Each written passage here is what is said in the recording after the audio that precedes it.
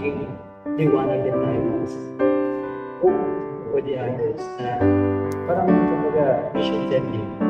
Tayo papalawa sa ibang tao na nangangailangan ng pag-asa. From a distance, we all have enough, and no one is in need. And there are no guns, no bombs, and no disease, no hungry mouths to feed.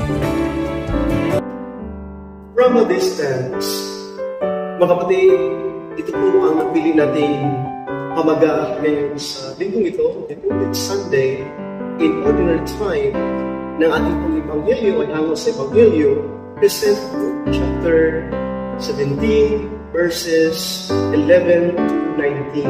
Mga kapatid, napakaganda po ang ating pagnilay-nilayan dito ngayon from a distance. Dahil makikita natin muna sa Ebanghelyo natin, nandoon po 10 may sakit na dito.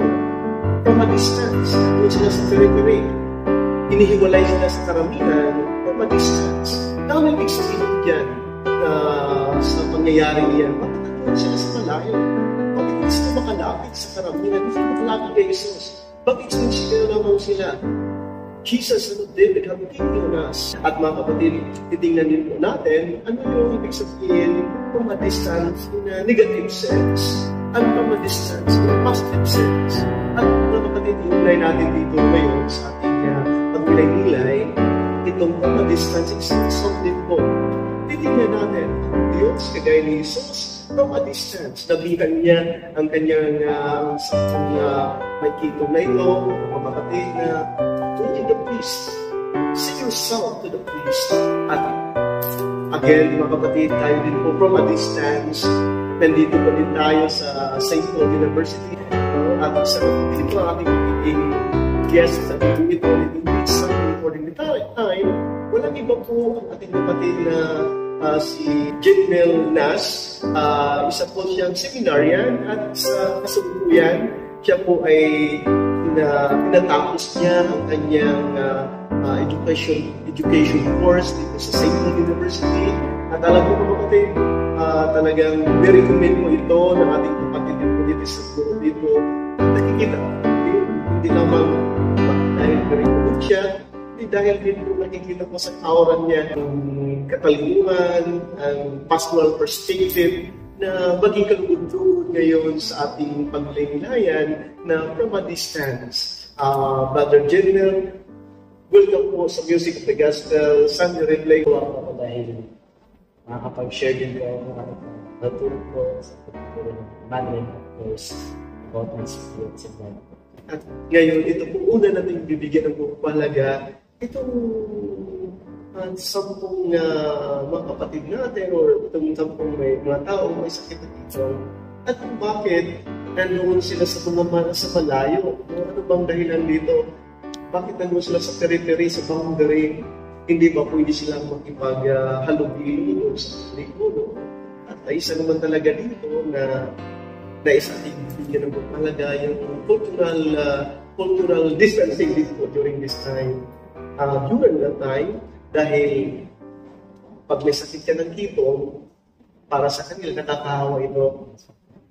Pag may sakit ka ng kitong, para magang ang pakiramdam ng mga tao na unang-una, ikaw ay dahil sa kasalanan na minamana mo, dahil sa kasalanan mo, nagkakaroon ka ng ganong sakit.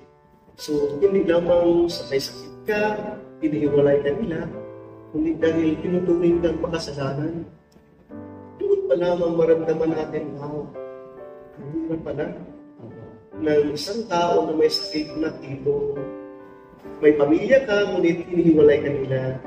May community ka, hinihiwalay ka nila. Nandiyan ka sa society na ginagalaw mo, hinihiwalay ka nila. Parang you are dead man walking. Nawala ng pag-asa. That's why nandoon sila sa periphery dahil para na walang makakahawa, parang hindi na sila matatouch, hindi lumawakan, para hindi sila makakahawa. So, parang ano po, hindi ka masasaktan na rin kahit ano. Oo. Masasaktan po tayo, masasaktan din 10 may sakit na yun kayo, dahil dun sa ginawa sa kanilang community, dahil sa ginawa ng pamilya nila na in-isolate sila na para hindi na sila part ng community nila. Yun po siguro mas sakit kaysa dun sa physical na nararamdaman. Alam mo, Brother Nas, hindi naman ito nangyayari sa panahonan noon. Alam ko na mga kapatid natin may mga karanasan kung anong sakit, anong naramdaman sa isang taong na-isolate. Diba? Sa barkada lamang, pag hindi ka pinapansin ng mga barkada mo, talaga ang sakit mo. Kung ikaw naman sa pamilya, nagkakamalit ka, ina-isolate ka ng mga magulang mo, ang sakit mo, kahit hindi ang pagkakamalit, kahit anong magandang ginagawa mo, dami mo nang ginagawa, hindi mo achievement, mag-isang pagkakamalit na ina-isolate ka, ang sakit-sakit mo. At marami din po tayong mga kapatid na na-isolate physically dahil may sakit din po sila, tinatapo na lamang, nilalagay na lamang kahit saan na iniiwan na lang kanilang mga mahal sa buhay. Pag medyo mainitan ka na, matanda ka na, ini-isolate ka na, a-distance ka na, wala ka na halaga sa amin. Hindi ka na magiging productive para sa amin. So, magiging burden ka na, iiwalay ka na. Tsaka, parang gusto ko siya nito nagbago during our experience way back yung pandemic na. Hindi siya, diba? Pero nalaman ko yung isolation kasi sa natin. And we don't have choice na talagang kasama sila dapat kasi kailangan natin ihiwalay. Kumbaga dun sa panahon ni Jesus, pag may sakit ka ng gano'n parang COVID, kailangan mo ihiwalay.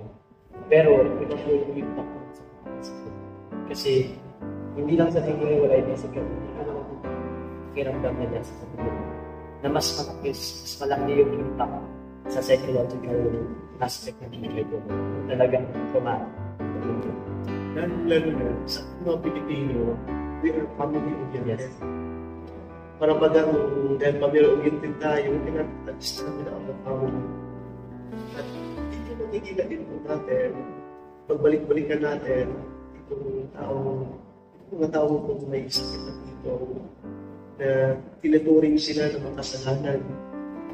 Dahil dito sa kasalanan nila nagkakasal sila ng dito, pwede din po natin sabihin na dahil kasalanan, may mga kapatid ngayon po tayo na dahil sa mga kasalanan nila, kagaya po ng isang mga kapatid natin na dyan sa tulungan, at dinidistance na sila. Hindi na sila bumisita, hindi na pinapakaialaman ng society, hindi na pinapakaialaman ng ating kanilang mga pamilya. Ang sakit-sakit din po yun.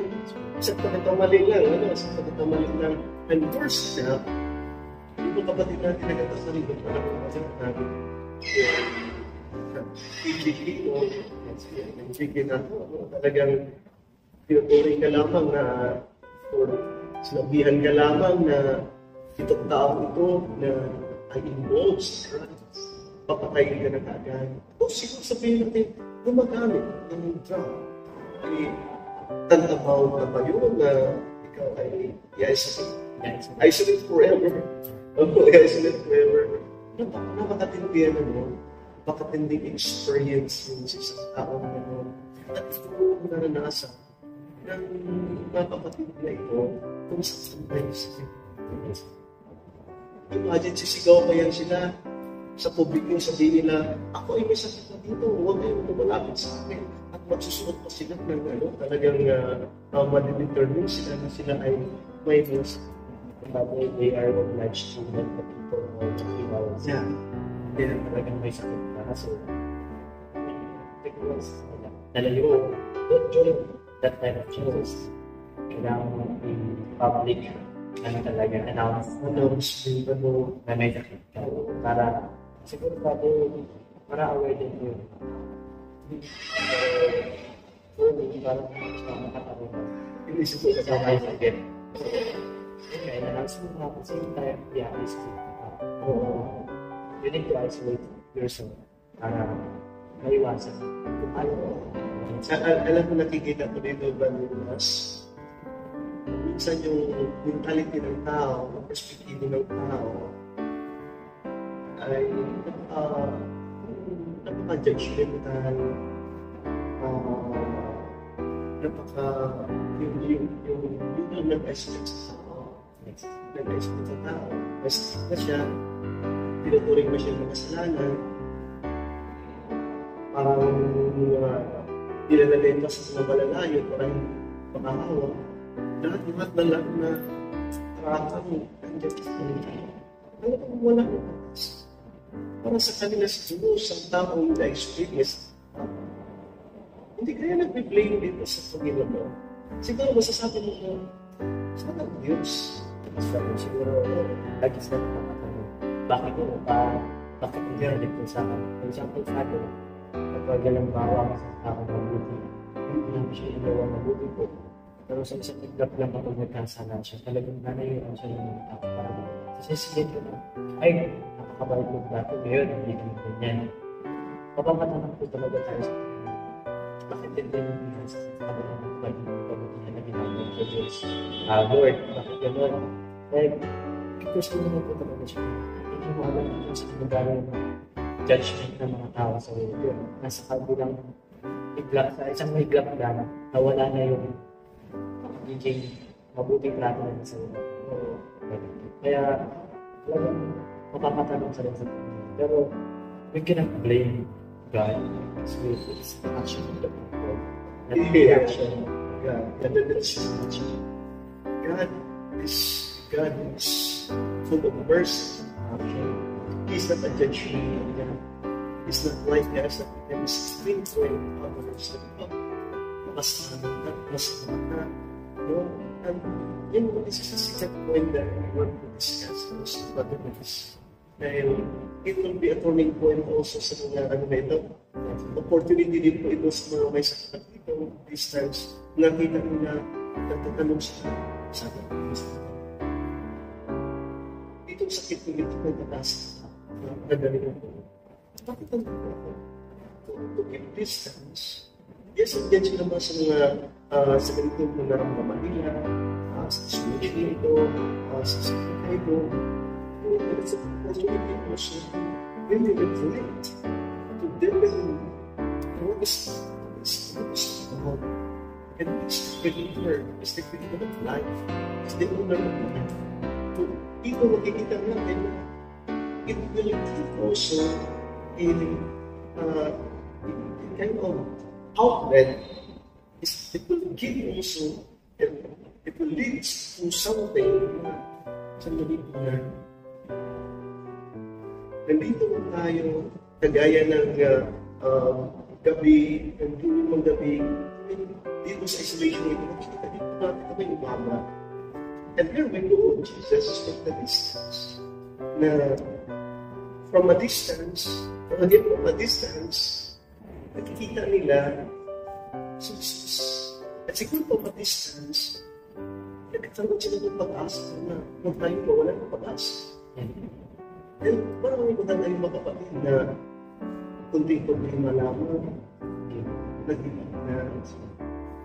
kunting-kunting malaman, nagpapaisis na, pumapasok na sa ibang mga bisyo, kunting-kunting malaman, makikita natin, pag-minsan, nagkalungkot, na kahit yung buhay nila, pinikita nila. Pero itong mga tao ito, lahat ng mayroon na ng mga problema na magbibigat, no, naramdaman nila. I'm sure na nandun sa yung pag-asa. Kabila ng demonstrado, kabila ng pag-asa, hindi sila nawawala ng pag-asa. Kasi nga, yung sa kabilang banda natin ngayon ang sarili natin o mga tao sa problema, nakikita natin yung mas malaki yung pag-asa, which is yung Panginoon. Yeah. Parang magpapaga ito, liwanag. Pag lumayo tayo dun sa medyo madilim, which is our problems, our challenges, yung mga taong judgmental. Kaya kapag lumayo tayo dun sa kanya, nakikita natin na nandun pala si Lord, si Jesus, which is our life. Kung magbibigay ng hope sa atin, talagang and dun tayo magkakaroon ng, kumbaga, panibagong simula na lumaban ka sa buhay sa kabila ng from a distance na we can have a glimpse of the new life. Yes. No? At napakaganda yung sinasabi ng Brother Nasa. Dahil, yun nga, nagkakaroon tayo sa mga religious, sa mga kapalitan, mga madre, iba-ibang mga kapatid natin na may simbahan, nagkakaroon sila ng mga retreat. Yes. Nagkakaroon nila ng mga retreat o regulation para keep distance. Makikita, ano nangyari sa buhay mo? Bakit ganun ko na nga? Bakit medyo napawala ako? O napawala yung landas ko? Ano nangyari dito? So, keep distance. I think that is an opportunity. Hindi talaga po masasabi natin na completely na talagang naging negatibo ang kanilang to keep distance. But it's an opportunity to see the new life. There is something. And dahil dito, napakinggan na siguro nila, no? If we have to use our imagination, maybe somebody we're talking about Jesus. No? And from a distance, nakikita nila ano ba yung Jesus na ito? From the distance, nakita na nila na palapit na si Jesus. Yan, hindi pwedeng lumapit si Jesus. I-speak niya yung kultura kasi maraming mga tao. So, kaya nakikita nila from a distance, ito sila na ito may pagagawa ito sa amin. Nakikita namin from a distance na there's a hope, there is light in Him. And yun nga, napakaganda dahil from a distance, nakikita din po sila ni Jesus. Nakikita din po ni Jesus yung pangalaman, yung sitwasyon nila, yung dinadaan nilang hirap, yung isolation, yung sakit nila na noong unang panahon na wala ng kagalingan, no? At yung tinuturing ng mga tao na makasakitan. For Jesus, there is no such thing as kind of sickness na hindi mo makagaling. For Jesus, hindi yung dahilan na ikaw ay kasahan na magpapatawag mo. Hindi naging hadlang ni Jesus sa kanya. That's why si Jesus ay pinapadala ng kanyang ama God sa natuwa to be the bridge of the broken relationship, and that is because of sin. The third one is that sa pagpapagaling dito, ni Jesus na yung pagbabalik doon sa community, nais kitang ibalik sa community. Yung ikaw man years, dahil kasalanan mo, dahil kasalanan mo, sa distance, gusto ko ibalik na sa society. So, ito yung nakikita ni Jesus. Jesus said, come on, show yourself to Christ. Ipapakita niyo yung puntahan niyo ng babae. Patunayan niyo kayo yung galing. Again, because there is hope, may nakita silang liwanag, sumunod sila ngayon kay Jesus. Hindi sila nadalawang iisip ngayon. At along the way, yung isang foreigner, again from a distance. Dahil pag sabihin natin foreigner, sinasabi ng Panginoon natin na hindi ka kasama sa aming pamilya, hindi ka kasama sa aming community, hindi ka kasama sa aming sa society namin na ginagalawan, ikaw ay foreigner. So, hindi naman siya makasalanan, tinuturing mo kasalanan, hindi naman siya may sakit, tinuturing mo siya foreigner, hindi ka kasama dito. Grabe yun. Sino ba yung sino ba yung tinuturing na foreigner? Siya ba yung na-realize niya? From a distance, hindi ba siya nakaapunta doon sa priest na sinasabi ni Jesus? Na makita sila, magpatingin sila. Nakita niya na bumalik siya. Hindi ko nakailang from a distance. Hindi ko pa kailangan, babalik na ako. Oo, babalik na ako. And then, from a distance, going closer to the Lord and knelt down before the Lord. And pinupurin niya ang Diyos. Napakalamang bagay pala from a distance. From a distance. Yun nga sa isang awitin. From a distance, there is harmony, and it echoes through the land. It's the voice of hope, it's the voice of peace, it's the voice of every man. From a distance, God is watching us, God is watching us. God is watching us not because He's not involved, God is watching and nakikita niya sa Diyos ang kabuuan ng buhay mo. Ang nadinadaanan natin sa buhay. That's why in that song also, na sinasabi, we are an instrument to march, to go ahead, to go on mission, to reach out to our brothers and sisters. At dito mo, brother, that's yung positive aspect, yung ginagawa ni Jesus, yung pinapagaling niya sa ako, para pabalik sa society. Parang sabi. Kasi natutuwa ako sa Father na pilihigod ka ng Father from a distance. Kasi God will never abandon us. God is watching us. So, naniniwala ko talaga ako na hindi tayo i-abandon. Jesus tayo pag-abayan. Itingnan na tayo galing sa sanayo. Parang ano ba yung kailangan? Kung ano ba yung pag-asa, yung ilaw, yung hope na kailangan natin para magpatuloy siya. Yun po siguro yung magandang positive side nitong from a distance na binibigay sa atin ng ibang heaven. And hindi po tayo mapagaling ni Jesus o hindi tayo bibigyan ng pag-asa para lang matagin sa kanya. Para maging attached sa kanya. Kundi, pinapagaling niya tayo dahil galing sa sakit natin o galing sa problema para maging liwanag din tayo para sa hope or the others na parang kumbaga mission sending. Tayo papadala sa ibang tao na nangangailangan din ng pag-asa sa kanya. Bibigyan natin ng pag-asa ibigay sa atin ng Lord. Ang ganda yung marinas. Pinapagaling tayo, pinabigyan tayo ng pag-asa, para magkaroon ng liwanag ng mga tayo. At tayo naman, ibigay ng liwanag sa tao. At exactly, in the gospel, it says there that, okay, kumalik ka na. Ngayon, nandun yung pagiging close, ngayon, nandun sa harapan. Ngayon, dahil nakikita niya ng kabuuan ni Jesus, na nayakap niya na si Jesus. Ngayon, yung community na bumalik siya dun sa community, hindi na siya malayo. Binabalik na sa community ngayon, dahil nandun na sa kanya yung liwanag, bumalik na siya. Ikaw naman, di ba sa misa natin, right after the end of the Mass, the priest say, go in peace, go in peace, in Christ. At napakaganda yun, dahil niya society na kayo, lalo sa pag-uwi ng kailangan natin, we turn our finger towards others, pinipod natin, challenge natin, instead tutulog natin yung mga daliri natin, hindi tayo namin. Kasi dito po sa bansa natin talagang bumalot ng galit o mga tao na nakawa ng pondo dahil sa parang na gobyerno.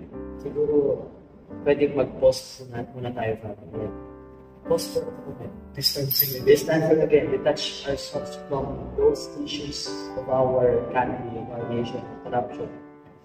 Mag-reflect tayo kung ano ba yung pwedeng magawa, ano ba yung pwedeng magawa ng mga tao para may patay-patigil ng problema na instead of blaming somebody, kung tama naman kailangan may nasip, kailangan may managot, pero kailangan din ma-realize dapat hindi natin tayo sinisisi. Hindi natin sinisisi lagi yung mga tao sa nagawa nila.